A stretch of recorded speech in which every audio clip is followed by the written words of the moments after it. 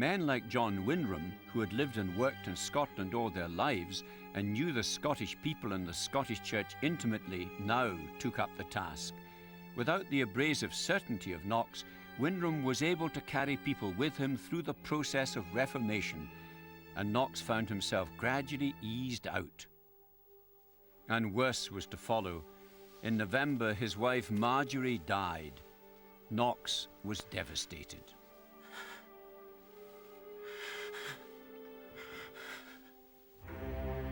Then the final straw. In the following August, Mary, Queen of Scots, returned from France to take up her throne. Knox was immediately fearful that she would attempt to reintroduce Catholicism, and he'd good reason to fear. He'd heard at first hand how Mary's uncles had persecuted French Protestants. There must be no compromise with this new Catholic queen. So when he heard that the nobles had agreed that Mary could continue to hear Mass in her private chapel, Knox was beside himself. He railed that the courtiers had declined from the purity of God's word and begun to follow the world, and so again to shake hand with the devil and with idolatry. For Knox, it was England all over again. Surely God would judge the Scots as he had judged the English for their faithlessness, with a terrible persecution at the hands of a Catholic queen.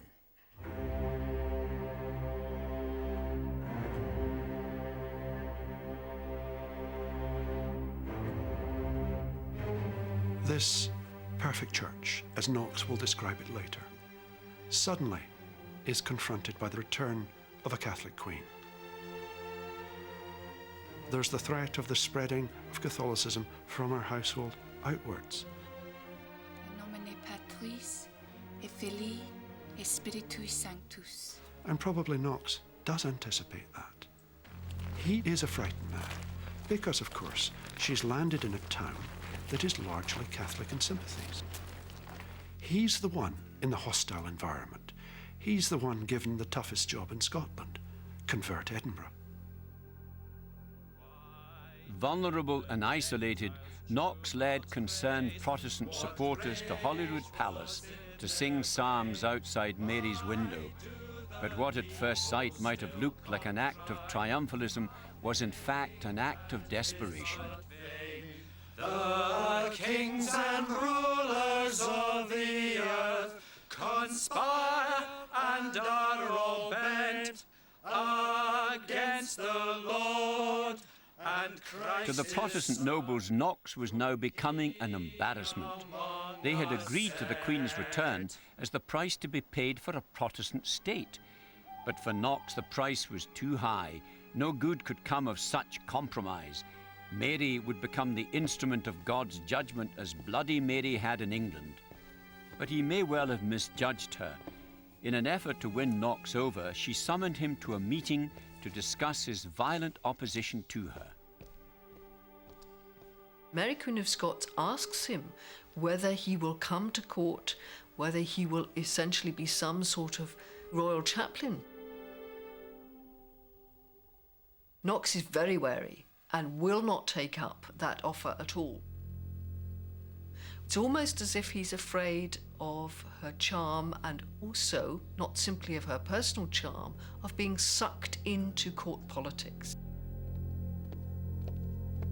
Once more, the fear of compromising his hard-won Protestant beliefs led Knox to refuse.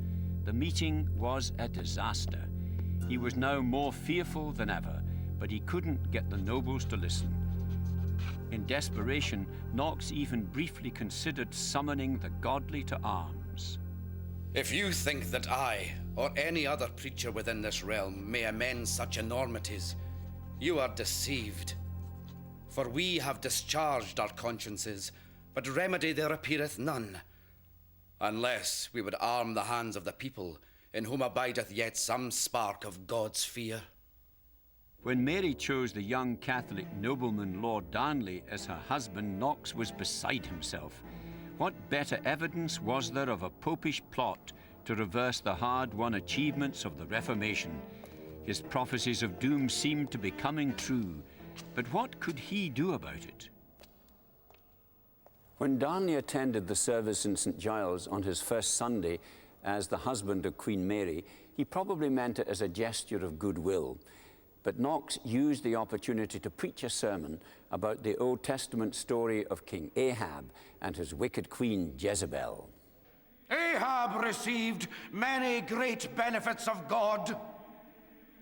And how did Ahab thank God for his great benefits received? Did he remove his idolatry? Did he correct his idolatrous wife Jezebel? No. We find no such thing. For the last visitation of God was that dogs licked the blood of one and did eat the flesh of the other. It was obvious to everyone what he was on about. For Ahab and Jezebel, read Darnley and Mary. This time he'd gone too far. Restrictions were placed upon when and where he might preach in future. The truth is that as Protestantism was becoming respectable, Knox was becoming more of an embarrassment, his outbursts more scandalous. Convinced that a Catholic conspiracy was going to overthrow the fledgling Protestant state, but unable to persuade the Protestant nobles to take action, Knox, as he had done on so many occasions before, simply got out. For the last 8 years of his life, Knox turned his back on public affairs and focused his attention now on his private life. In 1564, he had remarried at the age of 50. His bride, Margaret Stuart, had been just 16. But it was his relationship with his mother-in-law, Elizabeth Bowes, that continued to cause comment. Dogged by accusations of sexual impropriety, after her death, he felt compelled to refute the charges. I declare to the world what was the cause of our great familiarity and long acquaintance, which was neither flesh nor blood, but a troubled conscience upon her part.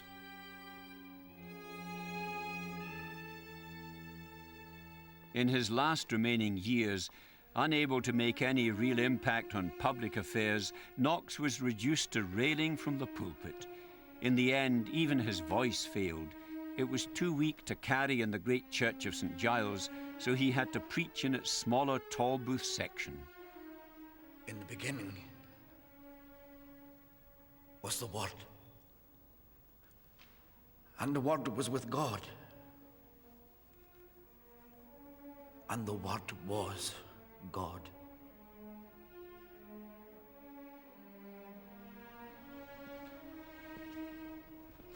Knox preached his last sermon on the 9th of November 1572 at the induction of his chosen successor. He'd known for some time that he was dying, and in his letters he seemed ready, almost eager to go. I heartily salute and take good night of the faithful in both the realms. For as the world is weary of me, so am I of it. The last 2 weeks of his life were spent privately at his home in Edinburgh with his young wife and daughters. Towards the end, Knox asked his wife to read to him from the Gospel of John, chapter 17, the place, he said, where he had cast his first anchor. Father, I have shown your glory on earth. I have finished the work you gave me to do. Give me glory in your presence now.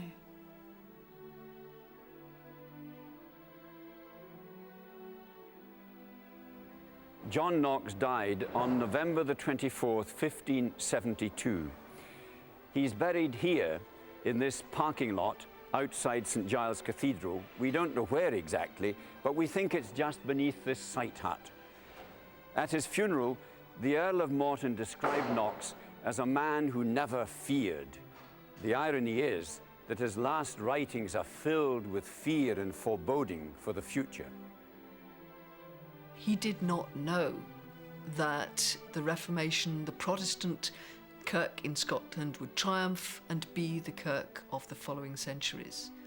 As he looked around him, what he saw, particularly when he's old and depressed and ill, were the things that might go wrong, the things that were not working rather than the things that were. But the fear that Protestantism was still fragile was very, very real. The canny Winram, on the other hand, lived to see the Reformation take root and flourish.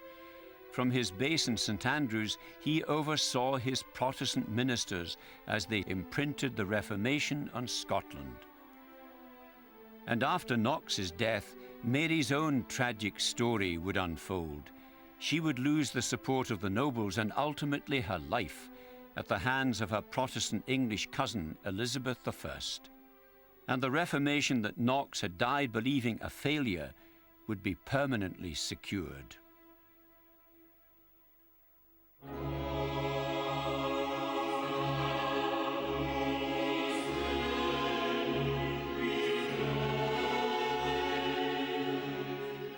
So in the end, what can we say about the man behind the myths?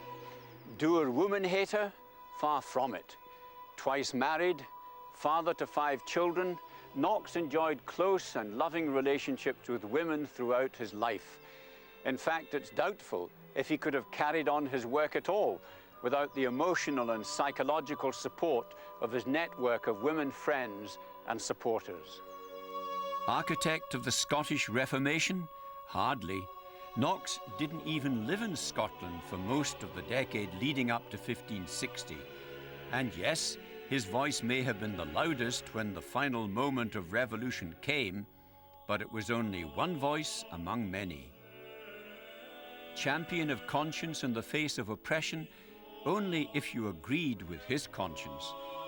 Knox shows how easy it is for one person's conscience to become another person's destroyer, as we see only too clearly today.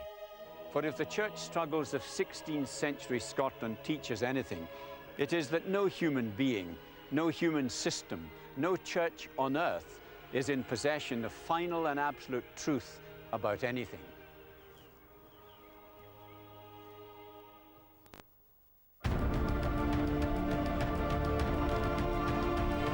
And The Sword and the Cross is back next Thursday at 7. And on Tuesday, how faith has shaped the Welsh way of life in Bread of Heaven with Hugh Edwards at 8:30. Stay with BBC4 Tonight for The World next.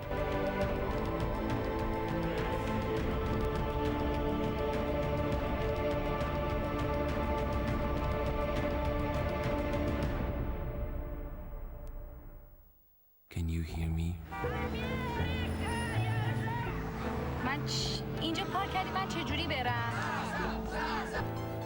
The artist who created this painting made some of the most precious masterpieces of Northern Europe.